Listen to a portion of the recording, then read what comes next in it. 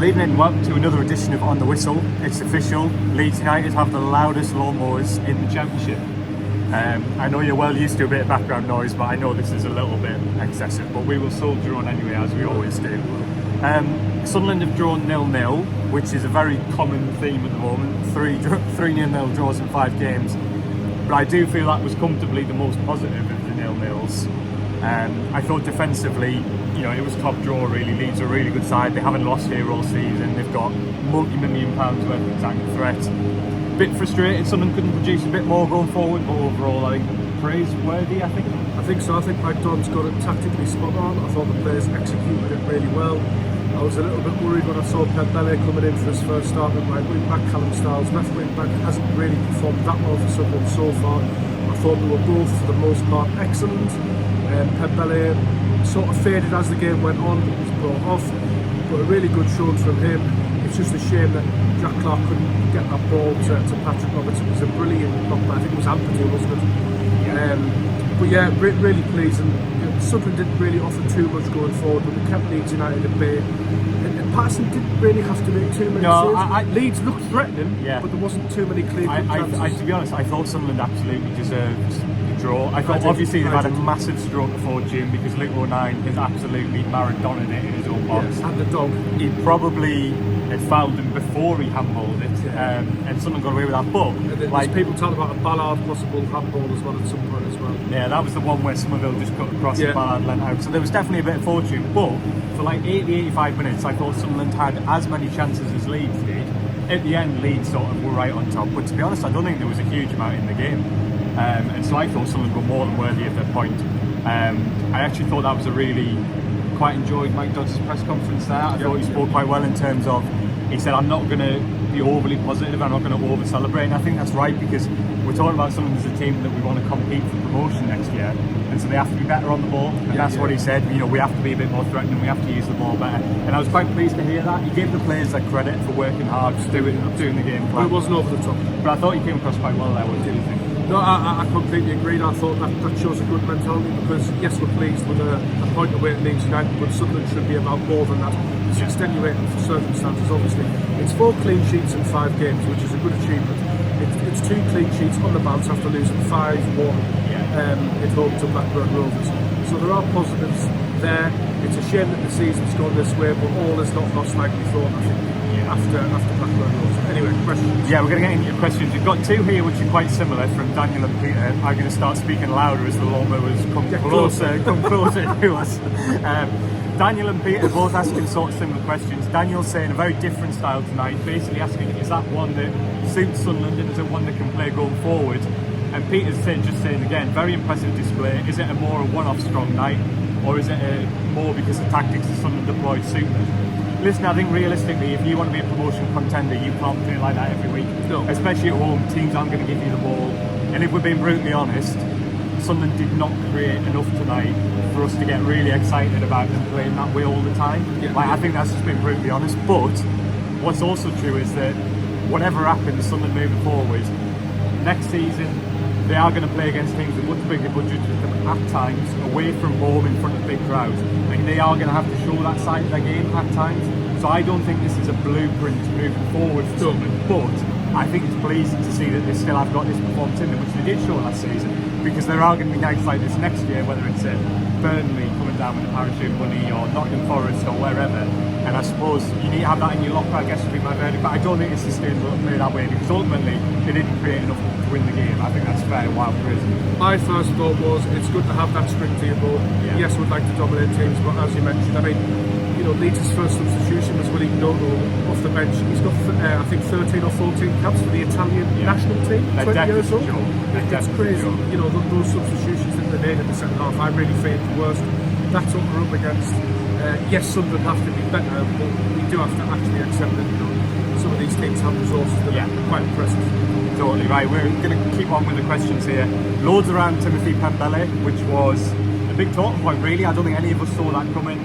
Mike Dodds had kind of hinted in his last press conferences that he wouldn't just be handing out opportunities and then proceeded to do exactly that. But I think we have to give Dodds credit, because he picked the right game for Pembele, because yes, he did well, there were loads of positives for him, but it obviously helped with the way Sunderland set up. It was Trey Hume who was one-on-one with Just about to say Somerville, that. because Somerville is probably the best winger other than Jack Clark in this league. He looked very good. And it was a really, really good move to sort of put Hume on Somerville. And that's not to take anything away from Pembele, who I thought did really well. Got stuck in, showed a bit of intent going forward, but I do think Dodds picked the right game for him. And basically, I'm just going straight into the questions we've got here, which are Chris Scott saying, we don't usually play with wing backs. Can either Pembele or Styles be a traditional full-back? Styles to me has got to be a wing back or a midfielder. I thought he did well tonight. He did. It's his best game in the Sunderland shirt. From what I've seen, I think he's been really harshly done by putting at left back. He's not a left back. I think he can play there, but he's not a left back. Pembele obviously has played there more, so maybe there's more of a future for him, but I think realistically, Hume probably is the strongest candidate in full-back. But if that is something that Sunderland are going to play more often, then there's definitely an avenue for Pembele there. And yeah, I think it was a good move to bring him in, and I would like, probably for the time being, let's keep him in that wing-back role when Sunderland play that way. I think as well, you mentioned Trey Hume, I think that shows Pembele's performance tonight. I think he lent on Hume for a lot of that. Obviously, he set up against Sunderland. I thought Pembele's issues in the second half before he was brought off came when Sunderland actually started targeting Pembele a bit more. Completely understandable that Pembele would struggle up against such a good winger in his first start in a Sunderland shirt, but I think he did for the most part really, really well. And it's pleasing just to have those little options starting to arise again towards the back end of the season. Obviously, Angie Leeson coming off the bench as well. I think we have maybe forgotten in our analysis a little bit. Sunderland have been plagued by injuries to key players as well. Yeah, absolutely. Elliot Bell says, I for some reason love Callum Styles. Don't know why. Played great today. Couldn't do no wrong in my eyes. I can tell you why he will catch the eye of Sunderland fans, because even when he's been poor for Sunderland, he's really combative. He gets himself stuck in and he tries really hard, and that's something we really value in a player. Yes, we like it when you quality as well. Let's not beat around the bush.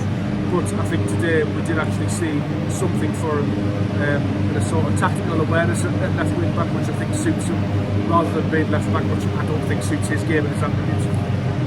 Mike Smith says, got two questions from Mike. He says, is Pembele about to become the new Jan Kirchhoff? Terrible start, gradual improvement and world-class impact.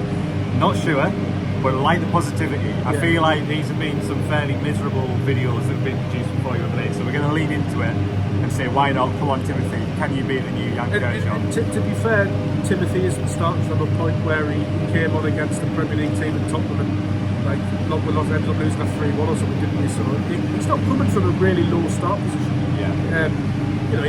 He's barely had a sniff, really, let's face it. A couple of times off the bench, but he hasn't played a lot.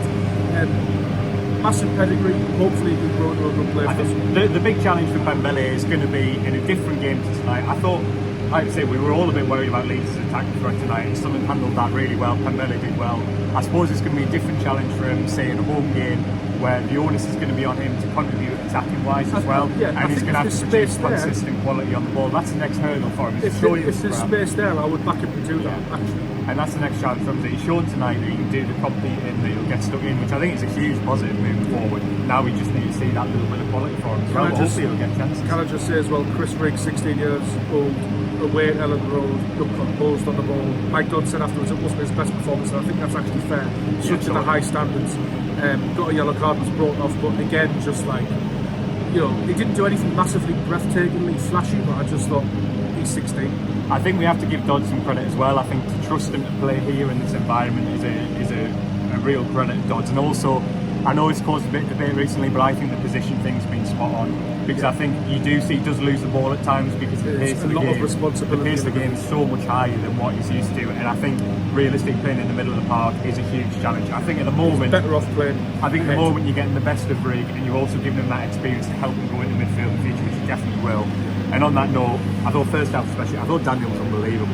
When Dan Neil first came through from the academy, we were all going, real talent, lovely footballer, but we all had a question mark about the defensive side of his game. It's why Alex Neil took him out of the team when he first came in. Rutter has been one of the most productive players in the Championship this season. He looked dangerous at times today. And the first half, so many times he got the ball in a position where you'd be getting nervous, a bit of space on the edge of the box, and Neil was all over him all first half. And I just think, to me, I think he's going to the Premier League. I don't know when, but I just think people will be watching him going, at his age, he's got the maturity, he's almost like someone's captain on the pitch. I would really, really love to see, not that this isn't a criticism of Ekwa or anything, but I would really love to see the midfield designed to get the best out of Daniel's attributes. Dodds mentioned it today. You asked about it, and he praised his tactical nous on the field. But for me, Dan Neil is still that player that burst forward against Accrington Stanley in League One and got that first goal of the season. Yeah, in fact, he's still got that in his locker. And it reminds me of what Kevin Ball used to say about Jordan Henderson. He actually plays within himself for the team. I think Dan Neil's doing that for Sunderland at the moment. I think he's got so much more to contribute. And I would love to see him in a side that was tactically dominant over another, because I think then you would see a player who can really start racking up the numbers in terms of goals and assists. I definitely think that, as you say, the way the team's been, and Corey Evans doesn't mean we haven't seen all of Dan Neil's talents. The other thing I would say is that for his future career... the lawnmowers are off. Do you think anyone has managed to get to 11 minutes to hear this bit with the lawnmowers off? I don't. Well, anyway, I'm pleased it's come off so we can have some Dan Neil hype with good audio quality. I think he's going to be better for this season. I don't think Sunderland have necessarily been better for what's had to happen to him in terms of his position this season, but he is going to be better for what he's had with that this season. And Dodds touched on it, but just the discipline as well to want to do that role for the team shouldn't be understated, because there's a real humility about it. Yeah, there's a real it's sacrificial. You know, it's good to see. It really is. Last one is Mike. His second question is: if he's given 2 proper centre forwards, what's the chance of Doddsy getting the job full time? I just don't think it's going to happen. No, I mean, we were just speaking to Dodds there, and he was talking about his tenure, and he was sort of saying he's learnt loads from it. He definitely wants to do it in the future, but he's not going to chase it. He's comfortable. I think he just knows it's not the time. Listen, I'm pleased for him in terms of he's had a bit of a reaction. I don't want to go overboard because it's been 2-0 draws, but I think he's shown off the back of the Blackburn game that he can set the team up, that the players do respect him. He's got a bit of a response. So I think he's kind of shown his quality a little bit in his acumen. But I don't think it's gone well enough for that to be a realistic conversation. I really like Mike Dodds, and I think he's showing a little bit of steel and determination. I remember when he took the job the first time, and he sort of referenced the struggles the first time he took the job in League One. I think they got beat, was it Doncaster Rovers or something? And his post-match sort of press video and stuff released by the club, he looked genuinely upset. It looked like it, I do think he gets it. I think that's one thing I would say. I think he gets it. But I think now you're starting to see Mike Dodds sort of come into it a little bit. He's not taking everything as personally, and he's just sticking to what he does and doing it well. And I think it is pleasing he got a reaction. I think for me, he's somebody that it's beneficial to have him around the club for the new guy coming in. There is a little question mark for me over what role he then has. Yeah, it's interesting because I've just had a question pop up here from John, who says, does Dodds' performance as interim head coach justify the board's seeming desire to keep him with the first team, even if it puts off other candidates? I think it's a really difficult question, because I do think Dodds is clearly a very good coach. A lot of these players who we've praised their development, Dodds has had a big role in. We've seen in certain games when he's been in charge, the 2 against Leeds being the obvious ones, he clearly is tactically bright. Yeah, absolutely. Not everyone limits, very few teams in fact limit Leeds as much as he's done. It's the first time they haven't scored since December 29th. And I think he really does buy into the area and the club, and I don't think it's a bad thing having that continuity and having him involved. Yeah, it's just where does he fit? It's just where does he fit, and obviously it's a really tricky dilemma if somebody does feel uncomfortable coming into the club with someone who's been the interim head coach, 3 times now. Well, this is it. I genuinely don't really have an answer to that. I think it's critically important that whoever comes in is able to bring in some support. I think that's beyond vital, because I think it was ridiculous Michael Beale coming in entirely on his own. But I do think Dodds has something to offer, so I'm not sure what the balance there is. Different circumstances, but I'm just thinking in reading between the lines of both parties' comments since, but the Defoe-Alex Neil thing, Defoe had these, I think, sort of ideas about being a coach at Sunderland and whatnot, and reading between the lines, I feel like Alex Neil felt a little bit, not undermined, but a little bit threatened and uncomfortable. And that was the sort of reason that Defoe was not frozen out, but used sparingly, and then obviously ended up leaving. It wasn't because he felt really wanted by Alex Neil. Let's face it. Yeah. I do wonder if you get a really strong personality that comes in as Sunderland's head coach, and they're looking at Mike Dodds thinking, as you say, yes, you've managed the team 3 times or whatever, and as soon as I hit a bad run, it's going to be given to Dodds at the end of the season. I think it's tricky, but I do think Dodds has something to offer. I think it's a bit of a cop out of an answer, but whether he coaches the first team and drops down to the under-21s, I don't know. He's not going to drop down the under-21s now, is he? After a couple of years, no, he's not. He's not going to want to do that himself. So that's the tricky thing as well. Given that he's now been working in a first team environment. But we've got what I'm going to throw you one last hypothetical question, because we need to get out of here because they've just turned the lights out, which I feel like is a fairly strong signal they want us out of here, which is fair enough, and we should really have better things to do with our time, but never mind. Joe Gelhardt didn't even get on Leeds United's bench tonight. That's how strong their depth is. Totally hypothetical question, no inside knowledge, just an interesting talking point. Would you have him back next year? I would. I think he gets in our. I think he gets in our starting 11 tonight. You know, if he's a Sunderland player, I really do. I like Joe Gelhardt. I think he got 3 and 15 or something for us in the end. Clearly not a number 9. I don't know whether he'd solve our problems because we do need an out-and-out number 9. But he is a quality operator and he's a good player, strength and depth, all of that. But yeah, I would take him. I would take him back. The one thing I would say is, like, he wasn't a lone number 9, but actually he struggled with that at times, and I think that was obvious. But one thing we've seen this season with other players who've done that role, not Joe, who I think's done really well, but Gelhardt did link up with the technical players really well, and I think he offered a lot more, even though he wasn't perfect for the role. And I'm not saying bring him back as a number 9; it's clearly not his best role.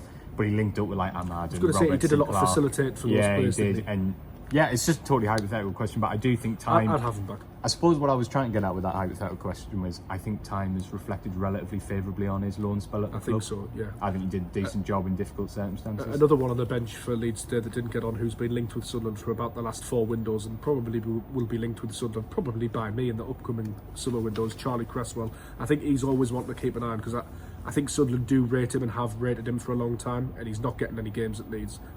Spent a season on loan at Millwall, did really well. Especially if they go up, he's not going to have a future. I mean, even if they don't go up, I mean, he's not playing that much. But he'd be one to watch. I think he'll certainly move this summer. Whether it's the Sunderland or not, I don't know. But I think he'll be on the move. Right. You even got some baseless transfer speculation, and you're on the whistle. The worst transfer speculation ever. What more could you possibly want from us? 2 blokes' opinions on 2 players. This is not insider knowledge. Yeah, right. Thanks very much for watching. It feels a bit strange being positive after a 0-0 draw, but hopefully we've been quite balanced, and it definitely was a bit of a step forward. Balanced. And I will be back after the West Brom game on Saturday, so we'll catch up with you then. Thanks for watching. Cheers.